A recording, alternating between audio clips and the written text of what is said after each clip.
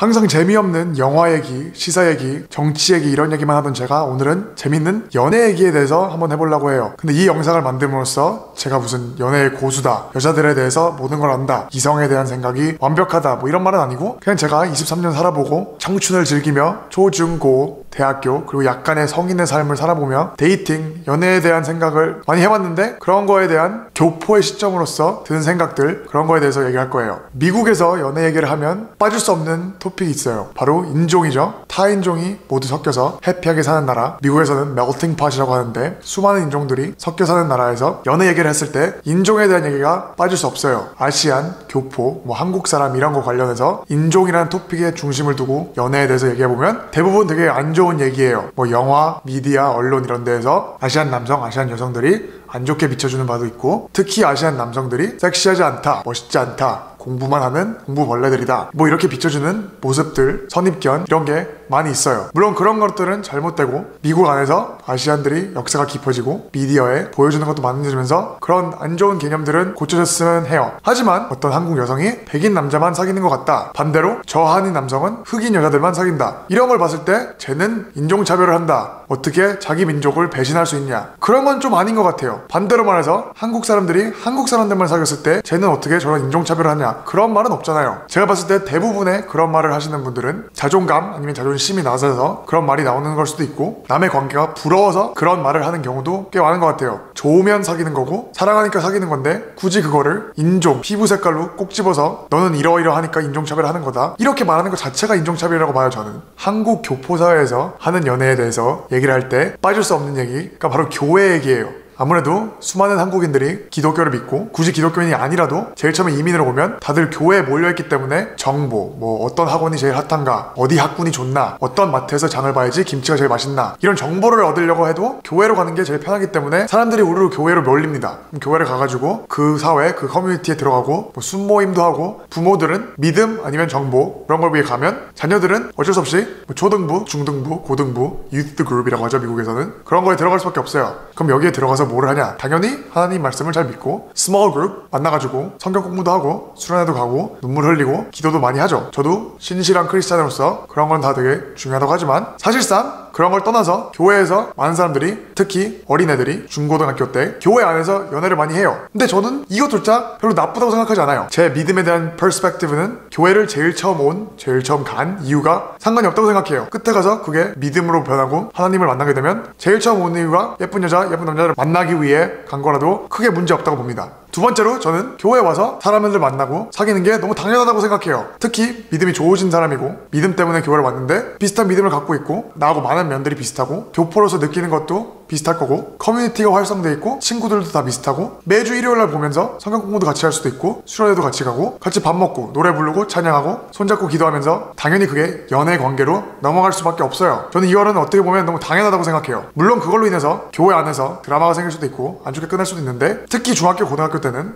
그게 어릴 때 성장해가는 프로세스 중에 한 시점이 아닌가. 저는 이걸 되게 안 좋게 보진 않아요. 물론 연애만 보고 교회를 가서 쭉 교회를 다니다가 남친, 여친, 배우자, 여보가 설립된 다음 교회를 빠져나가는 거, 그거는 저는 좀 아니라고 보지만 아무튼 제 주위에 특히 약간 나이가 들어가지고 좀 더 성숙해졌을 때 교회 안에서 만들어진 좋고 헬시한 관계들을 많이 봤기 때문에 교회 안에서 갖게 되는 이성관계 나쁘지 않게 봅니다. 중학교는 이제 거의 10년이 넘었기 때문에 제가 할 얘기는 아닌 것 같고 고등학교, 이제 고등학교 들어간 지 거의 8, 9년이 지났네요. 미국 교포의 고등학교 관계도 솔직히 말해서 케바케예요. 그 당신이 누군지 캐릭터 바이 캐릭터 내가 누군지에 달려 경험이 좀 다를 수 있는데 대부분 미국도 아무리 뭐 멜팅파 사람들이 섞인다고 하지만 결국은 좀 특별한 인물이 아닌 한 자기 인종들과 섞이게 돼 있어요. 그러니까 아시안들은 아시안들과 놀고 흑인들은 흑인들과 놀고 그래서 결국은 그 안에서 사귀게 돼 있는데 이게 많은 뭐 디즈니 채널에 나오는 미국 영화처럼 뭐 미식축구 하는 선수들은 치어리더들과 사귄다 뭐 이런 선입견들이 있는데 그게 어느 정도 맞는 것도 있고 아닌 것도 있어요. 아무래도 운동을 좋아하는 애들은 운동하는 애들끼리 놀고 파티를 좋아하는 애들은 파티하는 애들끼리 놀고 공부를 좋아하는 애들은 안 놀겠죠? 아무튼 한국 고등학교 생활은 제가 안 해봐서 모르겠는데 미국은 액티비티의 나라이기 때문에 액티비티에 중심을 둬서 끼리끼리 노는 것 같아요. 끼리끼리가 안 좋은 표현인가요? 아무튼 같은 액티비티 하는 애들끼리 같이 놀고 그 안에서 사귀는 것 같아요. 미국 고등학교 고등학교에 또 다른 재밌는 요소는 댄스들이 많아요. 댄스 파티들이 많은데 그 댄스 파티들에 데이트를 데리고 가는 문화가 있어요. 그러면 대부분 남자가 여자들한테 뭐 포스터를 만드든지 어떤 이벤트를 해가지고 걔네들한테 야 이번 댄스에 너랑 나랑 같이 가자 그러면서 꼭 이성적인 호감이 없어도 물어보는 경우가 있는데 대부분 그 여자 아니면 그 남자가 예쁘고 멋있고 재밌을 거라고 생각하기 때문에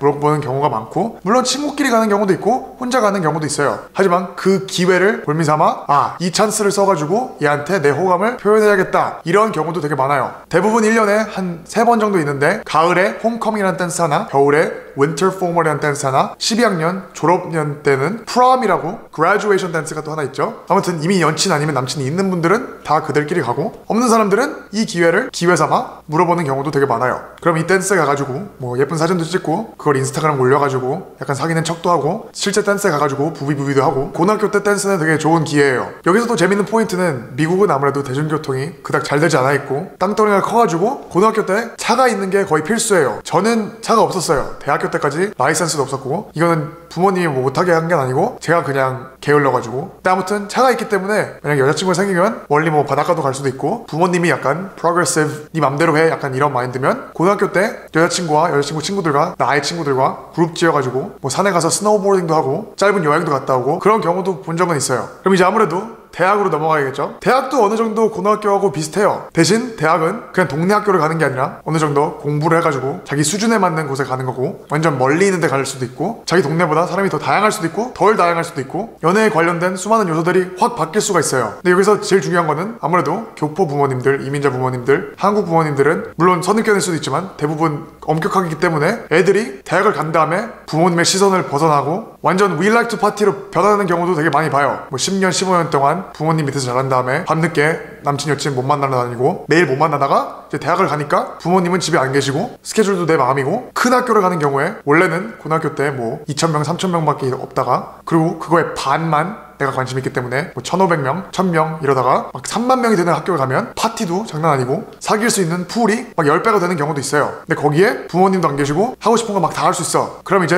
애들이 막 미쳐버리는 거죠. 제가 여기서 생각하는 점은, 물론 이것도 다 케바케지만 너무 어릴 때 엄격하게 자란 애들이 대학에 가면 오히려 더 와일드해지는 것 같아요. 뭐 그게 나쁘다는 건 아니지만 그런 경우를 많이 봤다. 고등학교하고 비슷하게 대학 때도 액티비티 위주로 뭐 동아리 위주로 많이 사귀는 것 같아요. 과 안에서도 많이 사귀고, 왜냐면 과 안에서 같은 반 같은 수업을 많이 듣기도 하고 아무래도 관심이 비슷하기 때문에. 근데 이거는 뭐 미국만 그런 게 아니라 모두 다 그러겠죠. 그리고 이것도 좀 어떻게 보면 되게 당연한 말일 수도 있는데, 대학을 가면 이 연애 풀이 되게 커지고 되게 재밌어져요. 왜냐면 미국은 되게 큰 나라이기 때문에, 특히 뭐 캘리포니아에서 자라서 캘리포니아에서 대학을 나와가지고 캘리포니아에서 꾸준히 사는 사람들을 말고 뭐 캘리포니아에서 자랐는데 버지니아로 학교 갔다, 뉴욕으로 학교를 갔다, 그럼 거기 가면 버지니아에서 온 학생들만 있는 게 아니라 50주 전체에서 막 애들이 와요. 그러면 내가 한 번도 겪어보지 못했던 류의 사람들이 막 있기 때문에 이거는 연애만 재밌는 게 아니라 친구들도 되게 다양해지고, 다시 말하지만 한 번도 경험해보지 못한 류의 사람들이 막 널렸어요. 그러면 나는 이런 사람을 이런 사람보다 더 선호하는구나 이런 생각도 되게 많이 들고, 연애 경험을 하기 되게 적합한 상황이 만들어지는 것 같아요. 고등학교에서 대학교로 넘어갈 때 롱디, 장거리 연애가 되게 많이 설립돼요. 왜냐면 미국은 되게 큰 나라고 어떤 연애 관계에 둘 중에 한 명이 멀리 갈 확률이 꽤 높아요. 그래서 예를 들어서 캘리포니아에서 대학을 다니고 있는데 남친은 뉴욕에 간다, 그리고 여친은 캘리포니아에 남는다, 롱디 이런 걸 되게 많이 시작하겠죠. 물론 되게 부정적인 생각일 수도 있지만 요즘 뭐 페이스타임, 스냅챗 이런 게 있긴 있지만 결국은 사람은 in person, 실제로 만나는 게 중요하기 때문에 제가 본 대부분의 롱디는 결국 끝나게 돼 있어요. 두 사람의 삶이 되게 다를 거고 각 대학만의 문화가 있기 때문에 그거에 빠져들어서 더 중요한 게 생길 거고, 물론 집이 두 명이 똑같아서 방학마다 볼 수는 있지만 1년 내내 방학이 매일 있는 것도 아니고, 오히려 코로나 때문에 집에 있는 사람들이 되게 많기 때문에 원래 롱디였던 관계들이 더 잘 된 경우는 보긴 봤는데, 아무튼 미국은 너무 크기 때문에 시차도 있고 수많은 문제 때문에 한국에서는 롱디가 어떨지 모르겠지만 미국 안에서 롱디, 특히 고등학교에서 대학으로 넘어갈 때 롱디 한번 해보자 이런 경우들은 많이 받긴 받지만 끝에 가서는 안 좋게 끝나는 경우도 되게 많고 결국은 대부분은 헤어지는 것 같아요. 그래서 오늘 교포로서 미국에서 연애 경험 이런 거에 대해서 얘기했는데, 오늘 제가 진짜 하고 싶었던 말, 아무리 이런 말을 많이 하고 이런 생각을 많이 해도 결론적으로는 저는 싱글이라는 거